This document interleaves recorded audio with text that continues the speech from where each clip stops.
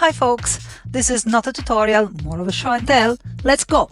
Doors were pretty simple. I used olive brown of Vallejo and then layers of dry brush, grey and bone white. Then a wash. I use a mix of dark and strong tone from Army Painter as a washes, and then dry brushing off-white just on top. Then you can paint the vine with any green that you have in the palette. For the archways with the door, I used a dark brown, a charred brown from Vallejo for the actual door, just black for the hinges. I didn't put any metallic, and then dark wash, very thick. I added also a bit of paint to make it thicker, just all around and at the base. You see the base, I kept it quite dark, and dry brush with a bit of bone white, the middle veins of the wooden door. I had to just give it some light between the hinges and on the top. Then we have weapon rack and the throne. About the throne, I used a brown base for the frame. I don't have quite a mid-tone brown, so I tend to mix my charred brown Vallejo with a leather brown Vallejo. Then I use the gold for most of the decorations of the throne and even the edge highlighting of the actual wood. And for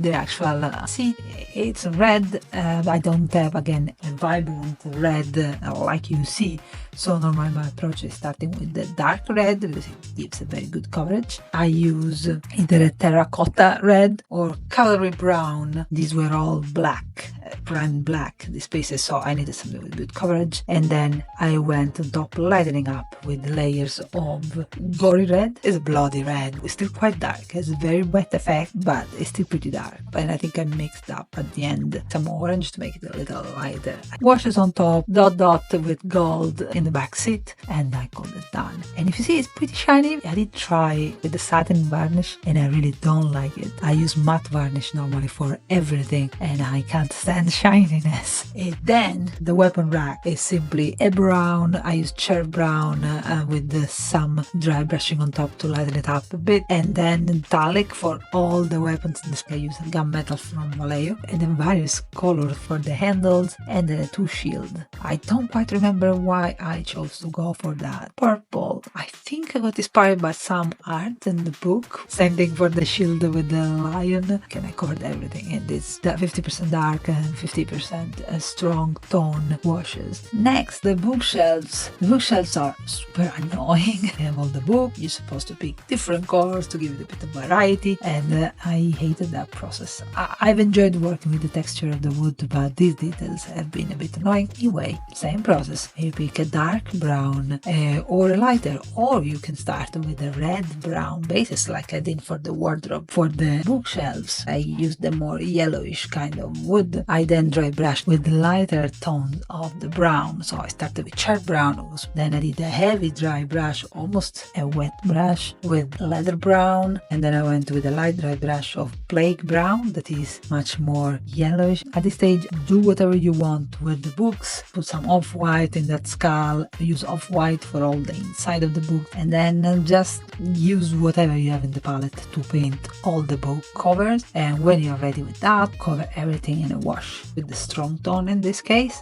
And then at the end, highlight of bone white and my secret trick, a last glaze of yellowish a bit everywhere because everything felt like it was desaturating too much, and I missed that kind of yellow edge. And if I went with actual yellow, it would have looked pretty fake. You can do this whole process in red, and I really wanted something different for the wardrobe, which by the way, I love how it turned out. It's super simple, but it's probably one of my favorite pieces. I started with cavalry brown and then darken straight away with the mix of dark tone and a drop of red washes. So I used the copper for the metal, then I started dry brushing. Careful, you don't want to go too yellow here, otherwise you will lose the reddish tone of the wood. On the other hand, I didn't want to just leave it too white, so I did a bone white dry brushing, but then I started layering a mix of a soft tone and an orange glaze that I did just mixing what I had.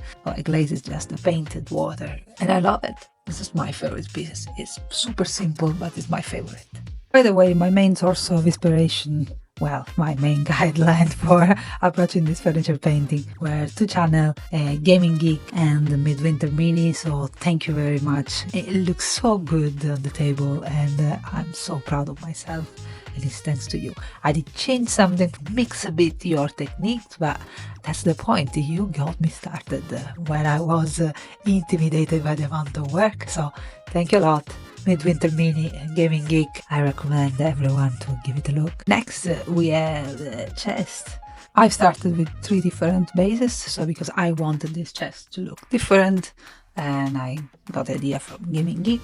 So one of them is based with our usual charred brown, that is a dark brown.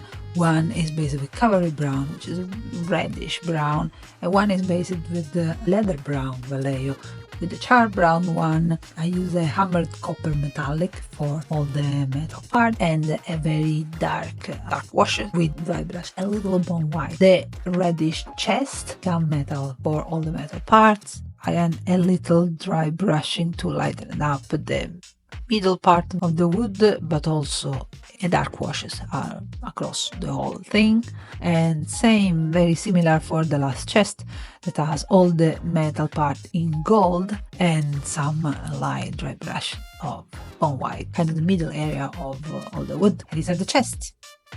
Pretty similar drill for the table. I think I started with a mix because I didn't want it to be too dark. So I mixed charred brown and leather brown, and then I give it a wash, a strong and dark tone, mix it together. Meanwhile, I painted simply with the normal black the 2 metal band, and then once it dried, and I put a wash also across the metal band, so you see the dark part where the wood is under the metal band. So once it dried the wash, I took my gunmetal and I just did some touches and highlighting and just bruises almost to the original metal band that I had painted just black. So if you see closely, I had highlighted. I definitely put the metal in bumps and bent part, and then I just tapped really the surface with metal just to give it a used look, and I think it turns out pretty good. I then went on the wood with some dry brushing in circular motion from the middle towards outside. I used bone white for that, but also I did a thin glaze of yellowish on top to still bring it back to a wood and a warm tone. Then we have the torture machine and the tomb. They seem so intricate, but they are so simple. Torture machine, it has some charred brown in the wooden part of the mechanism, and then bone white at the top, and then I put metal in the other part of the mechanism. Pieces were all black. Then I dry brushed a layer of grey, and my lightest grey was cold grey. I used gunmetal for the metal part, bone white on the skeleton arm. For the cloth, I chose to go with red, and I started with dark red, and then I lightened it up with some gory red. I did that just because the old mini is pretty dark. I wanted something to pop. And the rest is rock, so just dry brush tone of grey, and ultimately either bone white or off-white to give some final highlight. Everything went through a dark wash that just give a nice black line contour to everything, especially that skeleton arm. And that's it. Super easy, but never as easier as the tomb. I did follow the advice of HeroQuest to put some green staining all around the miniatures, and then on top of this process I started to go with highlighting with grey, highlighting with bone white on top, then a dark wash on everything, and again a final highlight once the washes was dried on the top of the tomb. And that was it. Little secret, there is something inside the tomb, and it's all the little skulls and rats that comes as a decorative element in HeroQuest. I haven't painted yet, so they are secretly hidden inside the tomb. And now we're getting close to the more artsy pieces. The alchemy desk and the altar, and I call them artsy just because there is a little freehand, which was lots of fun. So let's start with the altar. Same process we applied to any wooden element, dark brown, and then I dry brushed the leather brown, and ultimately bone white. For the top, this was primed black, so I went with the dry brushing of gray, initially called gray. Then I went lighter with shade of bone white. There's lots of texture on the top, so that works really well. Use gold for the candles and bone white or off-white for the actual candle wax. Then bone white again for the book pages, and darken that with the strong tone wash. Some cavalry brown finally for the bookmark. Then a mix of dark and strong tone pretty much everywhere in the mini, and it got in all the recesses of the stone. The stone really comes alive once you put this wash, and the book becomes much darker and ancient and scary. And once it's all dried up, we can do the final highlight in the wood, a bit of bone white, and in the stone I add at this point yellow orangey flame, some highlight again in red and bone white on the bookmark, and then try to scribble something on the pages of the book. So for this kind of job, I don't do this kind of jobs normally, but I do have a set of fine liner pens, and I used one with a 0.2mm tip, and I just went for a pentacle and an eye and some random scribbles. It's a bit too dark. That black really pops. It would have been more natural if it was some sort of brownish or more washed out ink.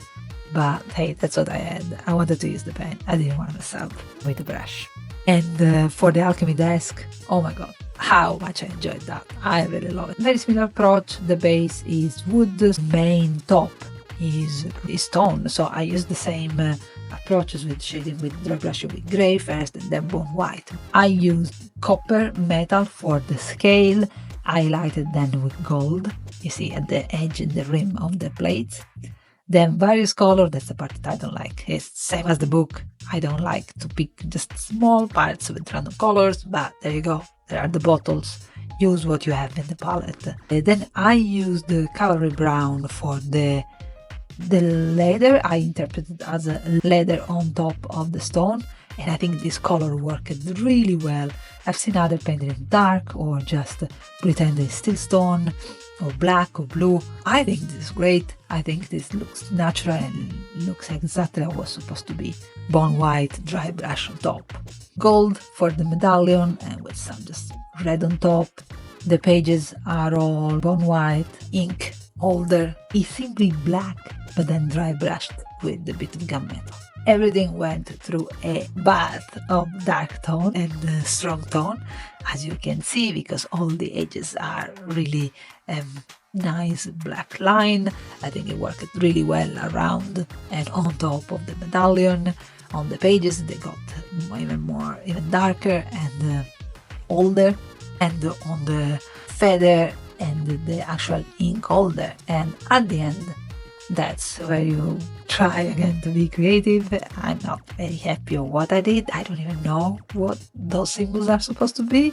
I think one of the pages has 3 circles all intersecated, and then I wanted to put some ink stain coming from the quill. I quite like. I also put some stain of black in the ink bottle itself, so that was a nice touch. I saw some amazing freehand work in Facebook group images, but I don't do freehand normally, and I'm pretty pleased. And finally, we've seen lots of these fireplaces around. Everyone is doing it, and everything that I see online and on tutorial, every single instance of this fireplace is a work of art. I am very pleased with mine as well. It's very simple. I didn't actually do much on the wall. This was primed black and dry brushed with gray, and that was it. I didn't put any moss, I didn't put any other brown shades, and that's because this was one of the pieces that I had done very quickly because it was part of the scene of the prologue. I definitely worked on the OSL, so various shade moving from white to yellow to orange to red to charred tips for the fire. I wasn't quite sure how to do the background of the fire. I left it with the brick color, but then invested by a layer of light. The whole fireplace around has the same color of the bricks, as you can see. It's black, dry, black, gray. I didn't want to use many colors because I really wanted just the light of the fireplace to invest everything and be the focal point. So the edges of the fireplace on the top and of the sculpture on the side are all invested by the light of the fireplace, and so are the tile stones underneath the fireplace. And then I picked some part of the actual bricks around and added some yellow now and then as a reflected light, probably in the room. I just wanted this warm feeling. This fireplace comes with a frame at the top of the fireplace that is empty. It's for people to design it and to draw whatever they like with their amazing freehand skill. So I took the challenge to draw a little portrait of one of my cats in a piece of plastic. So this is not drawn directly in the frame, which is not great because the actual piece of plastic comes out of the margin, so it doesn't really sell the effect that is a picture encased in the frame. From far it looks good enough, and I use my micro tip pens to honor Strider, and is also the embodiment of one of the villains of my HeroQuest series. Strider is the face of Zargon. And that's why in this frame Zargon was the apprentice of Mentor, and this is the fireplace of Mentor study. There you go. That was my take on the fireplace and on the frame. I hope you enjoyed my HeroQuest Furniture catwalk. Yes, I did that. I'm the daughter of a dad joke dad, and I grew up making dad jokes, and that's something that I cannot change. I'm sorry. All of this will appear in the next episode of our series. I remind you there's going to be a new party. It needs to look a little different from the retro version. So stay tuned. For the next time, I may try to drop some proper painting tutorial and not just retroactively telling you about. Like and subscribe to the channel to be notified about the next episodes. Until then, keep painting if you like, but most of all, playing. Bye bye.